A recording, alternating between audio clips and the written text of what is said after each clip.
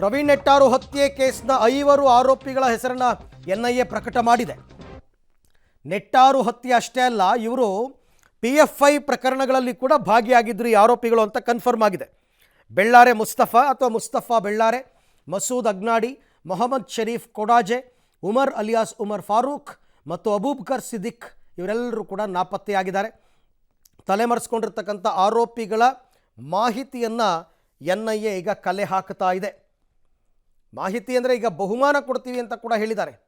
ಯಾರು ಇವರ ಬಗ್ಗೆ ಮಾಹಿತಿಯನ್ನು ಕೊಡ್ತಾರೋ ಅವರಿಗೆ ಬಹುಮಾನ.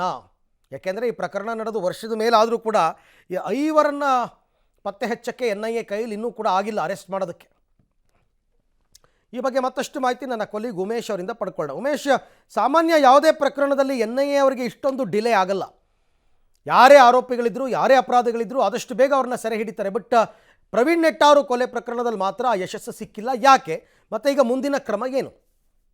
ಅರವಿಂದ್, ಪ್ರವೀಣ್ ನೆಟ್ಟಾರು ಕೊಲೆ ಪ್ರಕರಣದಲ್ಲಿ ತನಿಖೆ ನಡೆಸ್ತಿರುವಂಥ ಎನ್ಐಎ ಏನಿದೆ, ಅಧಿಕೃತವಾಗಿ ಆ ಕೊಲೆ ಆರೋಪಿಗಳ 5 ಜನರ ಹೆಸರನ್ನ ಪ್ರಕಟ ಮಾಡಿರುವಂಥದ್ದು. ಯಾಕೆ ತಡ ಆಗ್ತಾ ಇದೆ ಅನ್ನೋದನ್ನು ನೋಡೋದಾದರೆ, ಈ ಇಡೀ ದೇಶಾದ್ಯಂತ ದೇಶ ವಿರೋಧಿ ಚಟುವಟಿಕೆಗಳು ನಡೆಸೋದಿರ್ಬೋದು, ವಿಧ್ವಂಸಕ ಕೃತ್ಯಗಳಿಗೆ ಸ್ಕೆಚ್ ಹಾಕಿದಂಥ ಪ್ರಕರಣಗಳೇನು ಇದು ಎಲ್ಲವನ್ನೂ ಕೂಡ ಎನ್ಐಎ ತನಿಖೆ ಮಾಡ್ತಾ ಇದೆ. ತನಿಖೆ ಮಾಡಿದಂಥ ವೇಳೆಯಲ್ಲಿ ಈ 5 ಜನ ಆರೋಪಿಗಳು ಕೂಡ ಈ ಕೊಲೆಯಲ್ಲಿ ಪ್ರಕರಣದಲ್ಲಿ ಭಾಗಿಯಾಗಿದ್ದಾರೆ.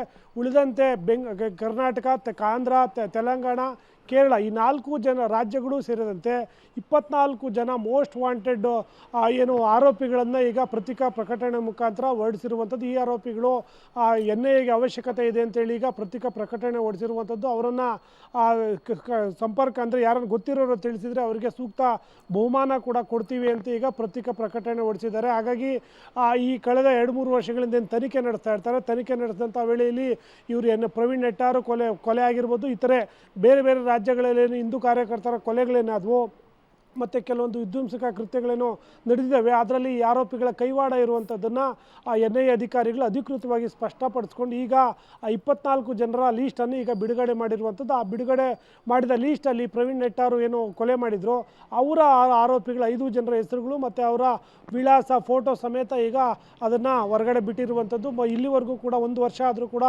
ಆರೋಪಿಗಳು ಪತ್ತೆ ಆಗಿಲ್ಲ. ಆ ನಿಟ್ಟಿನಲ್ಲಿ ಎನ್ಐಎ ಅಧಿಕಾರಿಗಳು ತೀವ್ರ ತಪಾಸಣೆಯನ್ನು ಮಾಡ್ತಾ ಇದ್ದಾರೆ. ದೇಶಾದ್ಯಂತ ಈ ರೀತಿಯ ಚಟುವಟಿಕೆಗಳಲ್ಲಿ ಪ್ರಮುಖವಾಗಿ ಮತ್ತೊಂದು ವಿಚಾರ ಏನಂದರೆ, PFI ನಿಷೇಧಿತ ಸಂಘಟನೆ ಏನಿದೆ ಆ ಸಂಘಟನೆಯಲ್ಲೂ ಕೂಡ ಇವರು ಗುರುತಿಸ್ಕೊಂಡಿದ್ರು. ಯಾವಾಗ ನಿಷೇಧ ಆಯಿತು ಆ ನಂತರದಲ್ಲಿ ಇವರೆಲ್ಲರೂ ಕೂಡ ತಲೆಮರೆಸ್ಕೊಂಡಿದ್ದಾರೆ ಅನ್ನೋದು ಮಾಹಿತಿ ಬಹಿರಂಗ ಆಗಿರುವಂಥದ್ದು. ಹಾಗಾಗಿ ಎನ್ಐಎ ಅಧಿಕಾರಿಗಳು ಕೂಡ ಒಂದು ಕಡೆ ತೀವ್ರ ಪರಿಶೀಲನೆ ಮಾಡ್ತಾ ಇದ್ದಾರೆ, ತನಿಖೆ ಮುಂದುವರ್ತಾ ಇದ್ದಾರೆ. ಆದರೂ ಕೂಡ ಆರೋಪಿಗಳು 24 ಜನ ಏನು ಆರೋಪಿಗಳಿದ್ದಾರೆ ಅವ್ರು ಯಾರೂ ಕೂಡ ಇಲ್ಲಿವರೆಗೂ ಕೂಡ ಪತ್ತೆ ಆಗಿಲ್ಲ.